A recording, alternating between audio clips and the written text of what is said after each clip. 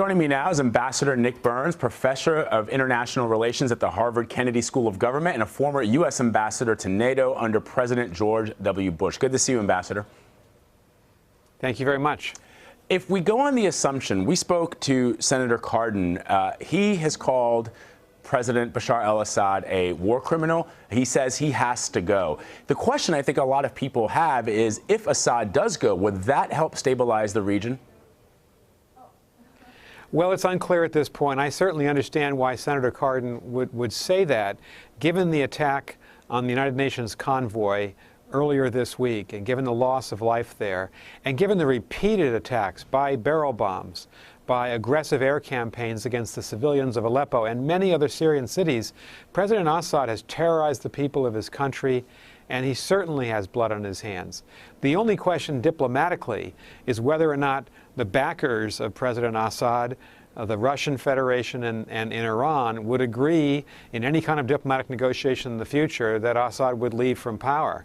So that's ahead of us. I think the urgent priority right now is to get United Nations and NGO relief aid, humanitarian food and medical aid into the besieged city of Aleppo, and to do something about the millions of internally displaced Syrians, people who've lost their homes and have no place to go as they dodge this vicious Syrian government and Jabhat al-Nusra, the al-Qaeda group, and the Islamic State.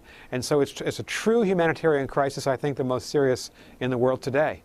And yet, Ambassador, Syria has been carved up. I mean, you've got ISIS holding on to territory. You've got the Kurds holding on to a piece of it. You've got the various rebel groups, and you have Assad. Even if he is to stay, even if he were to stay, would that country ever be able to be put back together again? Well, I think Syria is extraordinarily divided right now. I don't see that it's going to be possible in the next few months or years to put Syria back together completely again as a nation state. But I think all of us who have influence, and the United States has influence, have to work, first of all, stop the fighting, aid to the refugees, medical and food assistance to those people who are starving and are living without it in places like Aleppo. And then there's going to have to be a tough negotiation, perhaps at the end of this year, perhaps in 2017, where we try to use the influence of the United States to promote a ceasefire and some kind of political settlement that would in essence be a power-sharing agreement. I don't think Syria will be put back together, certainly not under Assad's leadership.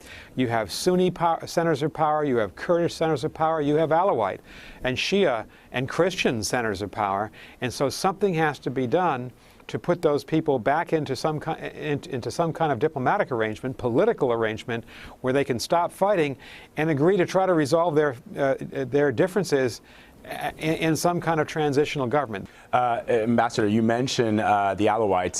That is the sect of Islam that President Bashar al-Assad belongs to, he and his family. Over in Jordan, another minority rule there, King Abdullah, he is and has been a staunch ally of the United States. The question, I think, is, can he influence? He's been very beneficial and helpful to the United States, but can he help bring some of these other Arab countries to the table to provide the same assistance that Jordan has been providing to the United States? Because it feels right now that Jordan is really the only one that has been at least as big of a partner in the region as the Israelis have been to the United States. Well, if there is to be a cessation of hostilities, and if Syria has any chance of finding its way back to some relative stability and even peace in the future, if one can even use that word right now, given the state of destruction, it's going to require the efforts of all the Muslim countries around Syria.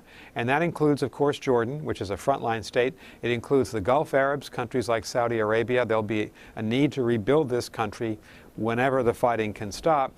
And it definitely includes Turkey, which, of course, is a neighbor of Syria.